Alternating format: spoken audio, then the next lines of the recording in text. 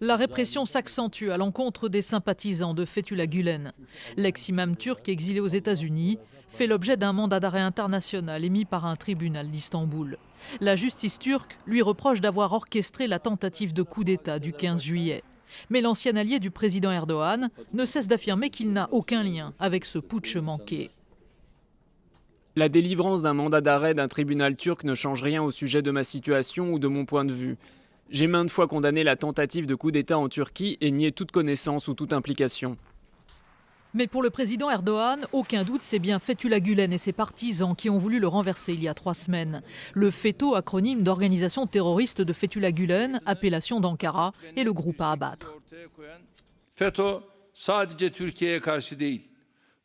Le FETÖ est non seulement une menace pour la Turquie, mais aussi pour tous les autres pays.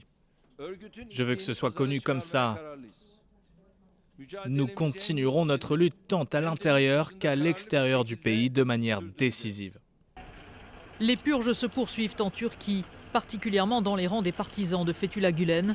Des dizaines de milliers de personnes ont déjà été limogées, arrêtées ou placées en garde à vue. Et c'est ce que les avocats de l'ancien imam redoutent pour lui. Y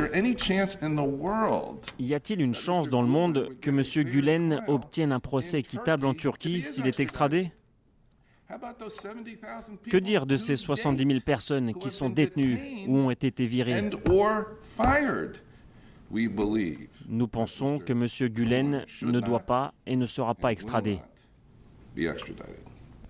Depuis cette affaire, Recep Tayyip Erdogan a récemment accusé l'Occident, et en particulier les États-Unis, de pactiser avec les terroristes.